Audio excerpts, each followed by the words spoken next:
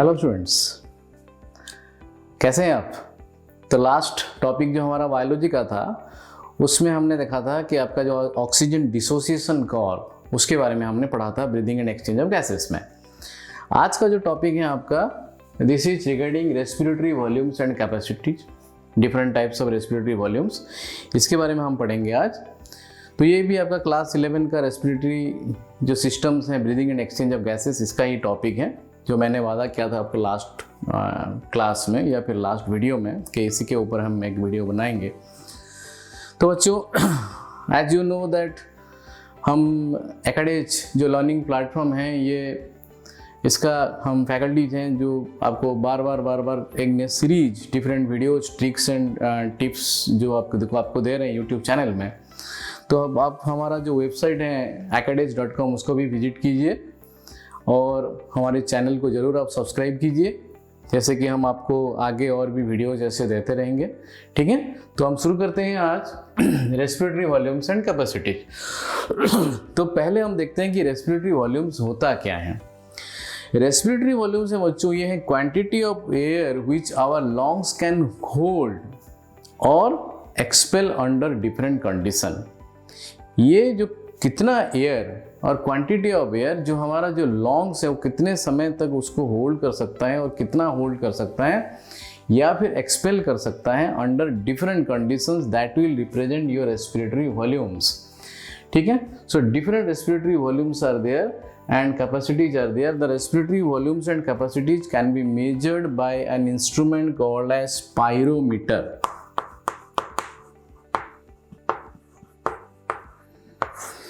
ठीक है, it can be measured by spirometer. So let us start. ये है आपका एक graphical representation of different volumes and capacities of your respiratory volumes as well as the respiratory capacities. So to start with, we will go through this tidal volume. You can see that this is your tidal volume. So the first one respiratory volumes में हम जा रहे हैं, ये है आपका tidal volume, television. ठीक है, तो टाइडल वॉल्यूम क्या होता है? It is the amount of air a person can inspire और एक्सपायर ड्यूरिंग नॉर्मल ब्रीदिंग। मैं अभी नॉर्मल ब्रीथ कर रहा हूँ तो कितना एयर मैं अंदर इंस्पायर कर रहा हूँ या फिर एक्सपेल कर रहा हूँ, एक्सपायर कर रहा हूँ, that amount of air is called as the tidal volume, this amount, and this is approximately 500 ml। ठीक है, ये जितने भी वॉल्यूम्स हैं आपका रेस्पिरेटरी वॉल्यूम, सबसे कम जो छोटा वॉल्यूम है ये टाइडल वॉल्यूम ही है, 500 ml। अब अगर आपका जो ब्रीदिंग रेट है, नॉर्मल ब्रीदिंग रेट है एक ह्यूमन बींग्स का 12 से 16 टाइम्स, 12 to 16 टाइम्स पर मिनट। सो अगर हम मिनट में कैलकुलेट करेंगे, person can maximum 6000 to 8000 ml of tidal volume can be generated एक मिनट में। अगर हम 12 से 16 टाइम लेंगे, 12 to 16 टाइम्स पर मिनट द ब्रीदिंग रेट, तो एक मिनट में हमारा टाइडल वॉल्यूम होगा 6000 से 8000, तो ब्रीथ कर सकते हैं हम एयर। ठीक है, तो ये टाइडल वॉल्यूम से हमको पता चलता है कि किसी का जो लंग सही काम कर रहा है, ठीक तरह से उसका ब्रीदिंग हो रहा है कि नहीं हो रहा है। अगर कोई डिजीज पर्सन है तो डेफिनेटली ये कम हो जाएगा। ठीक है, सो ये है आपका tidal volume. The next volume is inspiratory reserve volume, this one IRV, inspiratory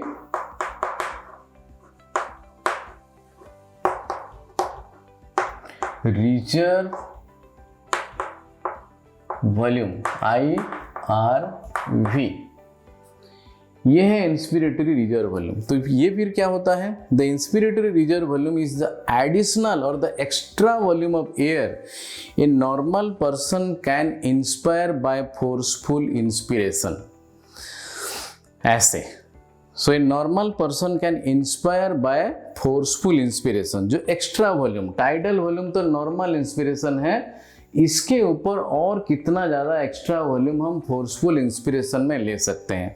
सो जाहिर है कि आपका जो इंस्पिरेटरी रिजर्व वॉल्यूम है, यहाँ से यहाँ तक ये आपका एक्स्ट्रा वॉल्यूम है। ठीक है, a normal person can inspire as an extra volume, it will be approximately 2500 to 3000 ml।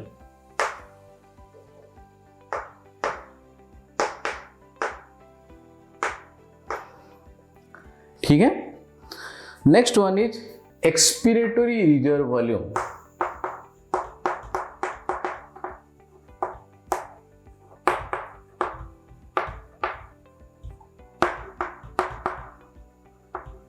ERV, यहां से यहां तक।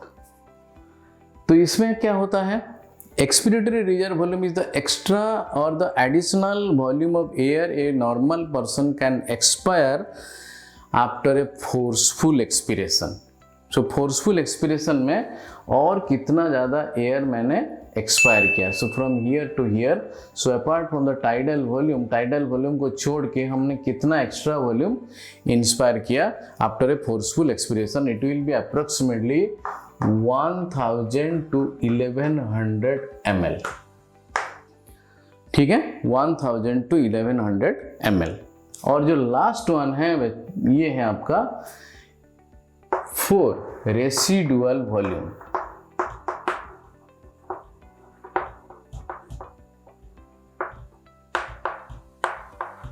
RV। ठीक है, रेसिडुअल वॉल्यूम क्या होता है, this amount, it is the volume of air which still remains.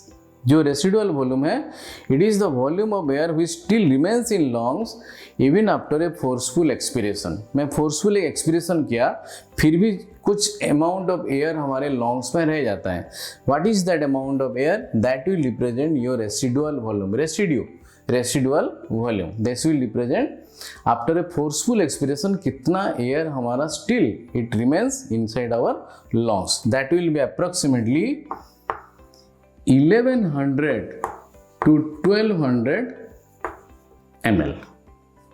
ठीक है, 1100 to 1200 ml। सो ये है आपका 4 volumes, 4 volumes, respiratory volumes. Now we will see the respiratory capacities क्या है।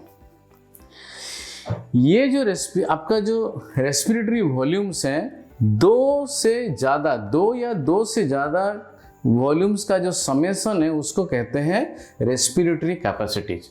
So the sum total of 2 और मोर your respiratory volumes represent the respiratory capacities. Lungs का हमारा कैपेसिटीज क्या है।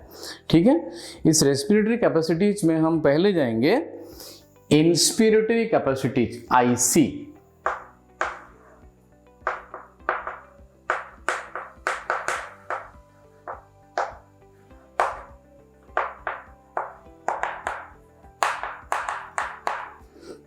ठीक है, inspiratory capacity IC। It is the total volume of air a person can inspire after a normal expiration.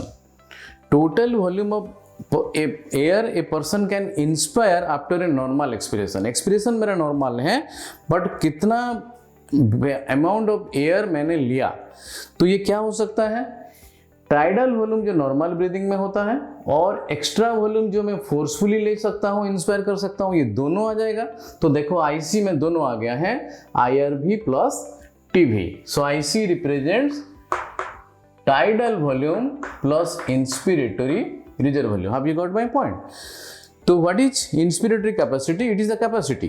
The inspiratory capacity will be the amount और volume of air a person can inspire after a normal expiration. Expiration मेरा normal हुआ, कितना volume में inspire कर सका, तो क्या होगा ये tidal volume plus IRV, TV plus IRV। तो दोनों को मिला के जितना होगा ये आपका होगा क्या, IC। That will be approximately 2500 plus 2500 to 3000 ml plus आपका 500 ml। सो ये हो गया कितना आपका 3000 to 3500 ml। ये होगा आपका IC, है कि नहीं। Similarly the second one is the expiratory capacity from here to here. Expiratory capacity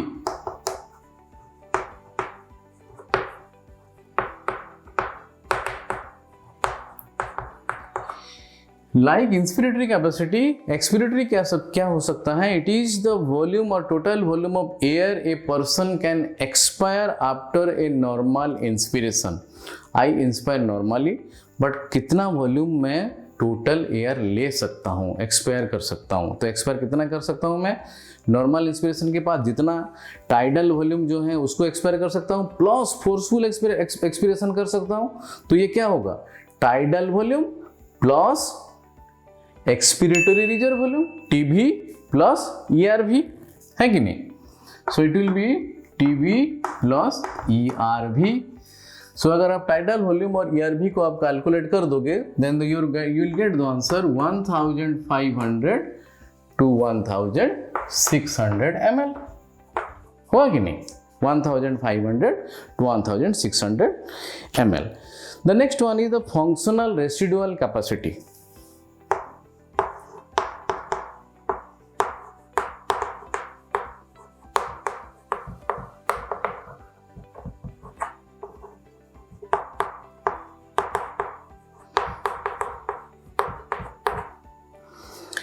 Functional residual capacity FRC. So what is this? It is the volume of air that will be remain in lungs. It is the volume of air that will be remain in lungs after a normal expiration. एक normal expiration के बाद कितना volume of air फिर भी lungs में रहा, that will represent your functional residual capacity. That will be equal to RV plus ERV. So हम क्या कह सकते हैं? यहां से लेके यहां तक ये है आपका एफआरसी, आरवी प्लस ईआरवी।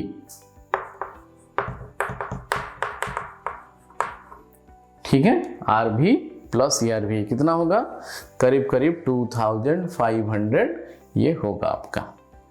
ठीक है, अप्रोक्सीमेटली 2500 तक वो आता है normally.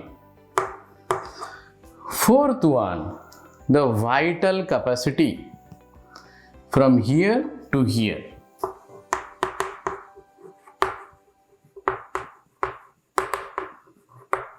This is very important, the vital capacity. तो ये क्या होता है? It is the maximum volume of air a normal person can breathe in after a forceful expiration, or the maximum volume of air a person can breathe out after a forceful inspiration. I repeat, what is vital capacity? It is the maximum volume of air a normal person can breathe in after a forceful expiration, or you can say it is the maximum volume of air a normal person can breathe out after a forceful inspiration. That will represent your vital capacity, which will be equal to ERV plus TV plus IRV. IRV, TV, ERV.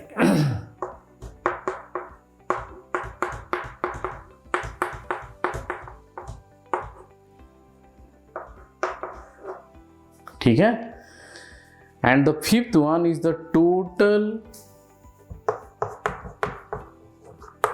lung capacity, TLC, total lung capacity. It is the total volume of air present in lungs and the respiratory passages, जितने भी passages हैं, total volume of air present in lungs and the respiratory passages after a maximum inspiration. After a maximum inspiration, कितना volume of air still present in lungs and other respiratory passages. It includes all. Total lung capacity includes all. You can say that total lung capacity will be equal to vital capacity plus residual volume. हम बोल सकते हैं vital capacity plus residual volume, which will be in a normal man approximately 5800 ml. In a normal man, it is 5800 ml approximately. Vital capacity, depending upon the age, sex and the height, it varies. Age, sex and the height, it varies from 3500 to 4800 ml। Vital capacity जो है वो as के साथ या फिर आपके जो height का या फिर सेक्स के ऊपर डिपेंड करता है कहाँ कितना है आपका वाइटल कैपेसिटी, ठीक है।